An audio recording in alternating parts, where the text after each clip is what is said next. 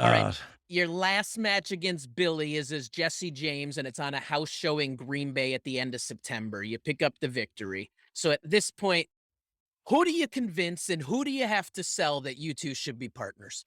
So I went, for some reason I thought that was a TV, but it may not have been, but Vince was there, in Green Bay. Or TV might have been the next day Mhm. in Milwaukee or so, you know what I mean? Somewhere quasi close. But I remember going to Vince. It was either that night or the next night and saying, "Hey man, this Jesse James stuff is it's just not working." And he said, "What do you mean it's not working? Like I see you on TV, I see you having matches." I go, "Yeah, but you don't have to walk down that aisle singing that country song in a cowboy outfit to people when the times are changing." You know what I mean? Like Yep. we were changing from TL Hopper and the Goon and the Real Double J and all that into The Rock and Stone Cold and a little more aggressive, a little more edgy, and the baby face with a cowboy hat going, "I'll be baby tonight," was not cutting it. So I remember it was either, like I said, that night or the next night I went to Vince and said, I don't know what's going on. I want to, and that was the first time he had heard me and Billy wanted to be a tag team. I don't know. We had been talking to Russo about it, but I guess Russo hadn't taken it to him yet.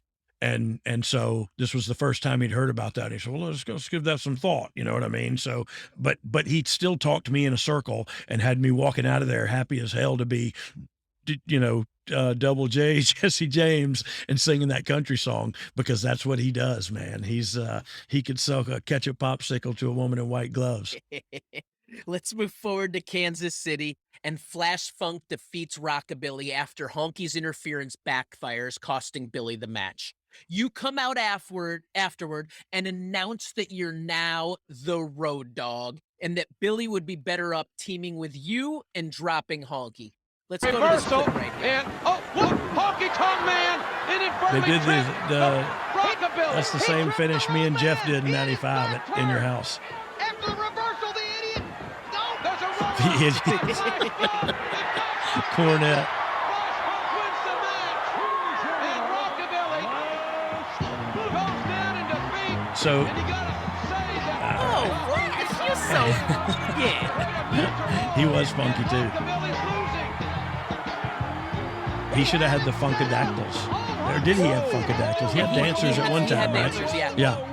And I remember my buddies just loving this era of the war at this point. Yeah. Kansas City and the whole wide world. So this is, I cringe when I listen to this promo. May know my name. I had no idea what I was going to say. I had no idea what I was going to do, but they just said, "Okay, here's a microphone."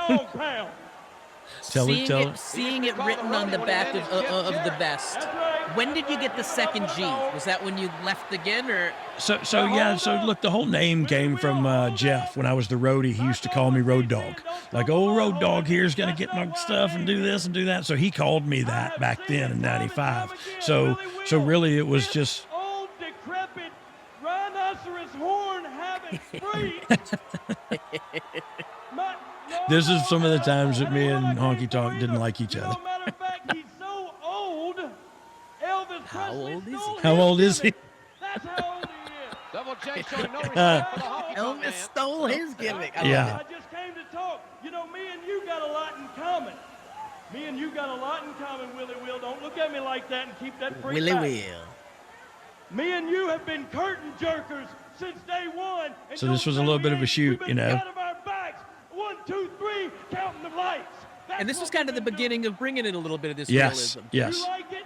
You like doing it on shotgun every week? You like laying flat on your back? Do you like it? No, So let what's me going answer that we for we you. talked about you No, professionally don't. doing a job, Let me but I tell feel you like why in you this do it. situation, knowing you have this Because of promo, you got to be piece of feeling good petrified right now. wrestling Oh right yeah, here. for sure. And look, they had given me the mic like one time before, and so they knew I could talk a little bit, but they really trusted me and really let me kind of go out there with no script, with no nothing. This is the story we want to tell. Go out there and tell it. You know what I mean? Willie Will, are you with me? I don't know what Honky's you're the trying to get best. started, Road Hog. But I can tell you one thing. You were nothing but a loser from day one. I didn't want to have I got called Road Hogg a and couple I times know on you social and media Billy lately. have been riding the roads together, and you've been talking. Get your own trash. That was What I'm Honky gonna Tonk tell you Man's cut right down. now is rockabilly is championship material, something you never will be, Hoss. And I'm going to ask him the ultimate question right now. And he's going to tell you, Willie Will, are you with me or not? This is great. Well, what's the answer? Listen to the people. Like Billy's with Honky. All I'm right. going to solve your problem. Whatever. Jesse James. Oh, look out, look out. Oh. Billy was so young in the business, he cared about the microphone. You see how he set it down all gingerly? I love it. And he's gonna put an exclamation point on it. Honky ain't selling nothing else. You can hit me with everything. Road Dogg, I just don't know what will. Look though, we felt it. You know what I mean? We went back and went like, hey, there's something here, man. There's something here. All right, to the listeners who've already listened to last week's My World show, we know that you've used the name The New Age Outlaw previously in promos. Did you ever pitch that idea to be the name of your tag team? No, so no, I had like New Age Outlaw on I was the New Age Outlaw Jesse James Armstrong. That was my name in Memphis in USWA. After, in that late 95, when we quit, I went there and started working. And so I had clothes made that said New Age Outlaw and everything. So that's just what I wrestled as, the New Age Outlaw. And so when we went there, I just said, hey, I'd love to use New Age Outlaws. And so it just stuck. Like, it was a name I don't know where I ripped it off from. I'm sure I didn't come up with it by myself, but it's kind of the same thing. Like, that name would still ring true today, because we were like couple of outlaw guys, a couple of indie guys that got an opportunity, and we were making the most of it. You know what I mean? Do you have memory and recollection of you and Billy walking through the curtain after that moment of the excitement of what just happened? Because I feel like you had to feel like, wow, this is we're creating something right here. Yeah, we definitely, especially after that, when he was like, I don't know, if I don't answer your question, I don't know what will.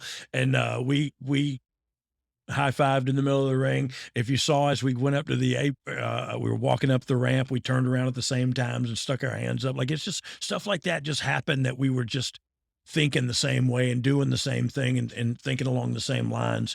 But yeah, when we got back from that one, we were like, okay, well, what's next? Because the sky's the limit for this, in our minds anyway, at the time. But we had been getting beat every week. So it was, holy mackerel, we may win a match. So let's move forward to Shotgun Saturday night. You team up with Billy for the first time as a regular tag team, and you take on the new Blackjacks of Wyndham and Bradshaw. You get the win, and afterwards you grab the mic.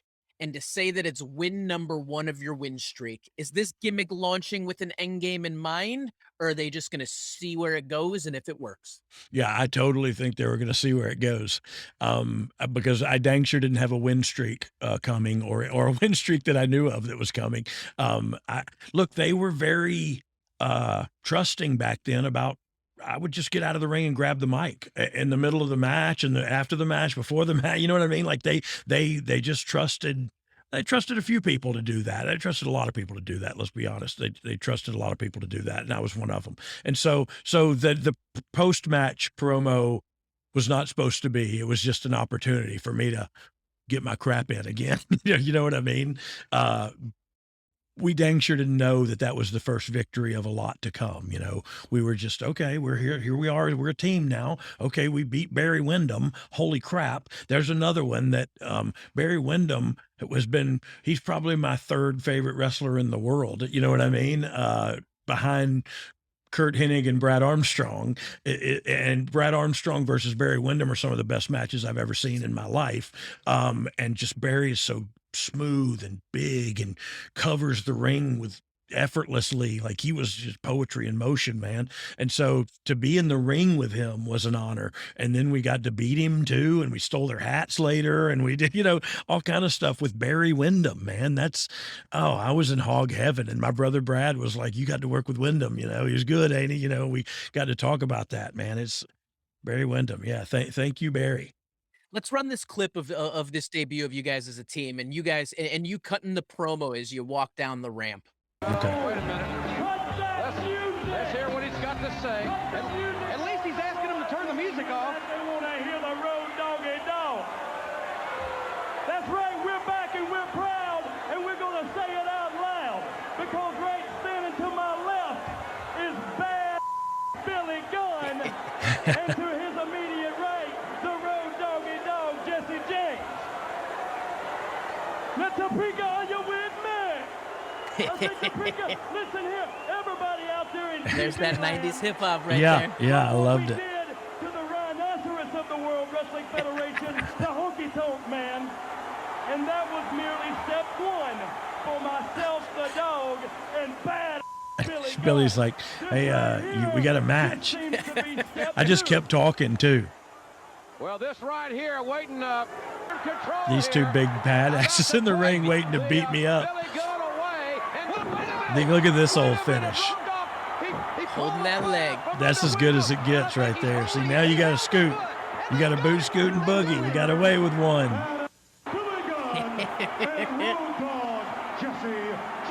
So this debut is Truth, pretty much truth be told, psychologically, I should never have gone and gotten that microphone, because look, they're just standing there. We cheated and we beat them, and now they got to stand there and watch me run around, and that crap's on them. You know what I mean? On their baby face status, because they should be coming after me right now, but I shouldn't have put them in that place to begin with. So do you get talked to at all for grabbing a mic if it wasn't necessarily part of the plan? No, and truth be told, I also didn't really know what I just said to you then. You know what I mean? Like, I also just thought, no, I'm getting my crap in. And you know how you learn that stuff, Ryan, is over the time you go and get the mic, and that baby face will slide out of the ring and beat your ass. You go like, oh, okay, got it. That's how you learn the lesson. Yeah, amen. So you finish and come back through the curtain. What does Vince McMahon say to you? So look, Vince has been a fan. Vince was a fan from the roadie. Like, I'll never forget, we had that match with Brett and Jeff and me and Captain Kirk were on the outside, William Shatner. Yep. And there's a funny story there too. We got in an argument over how the physicality was going to be executed, and Vince had to get involved because me and Captain Kirk were arguing with each other. But when I came back from that one, Vince and Shawn Michaels are standing there, and Shawn looked at me and looked at Vince and said, "I told you, he can do it." And so literally from then on, yeah, Vince was always a fan. And so, look, I think that's why he kind of let us do our own thing for a bit too, was, give you enough rope to hang yourself. And if you don't hang yourself, we'll all make some money. How much of this creative was Vince Russo or Bruce Prichard? So Bruce was always in that circle, but I didn't know he was in creative. I kind of thought he was just Vince's right-hand man, or you know what I mean? Like, I didn't really know how much of the creative he was involved in. I know he was heavily involved in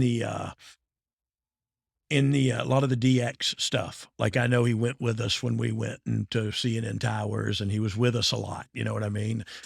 Bruce was, but this was probably Russo, and it was probably some of his stuff he was kind of getting to try out. You know what I mean? And Vince was letting him roll a little bit and seeing, okay, well, let's just have some fun and see what sticks. You know what I mean?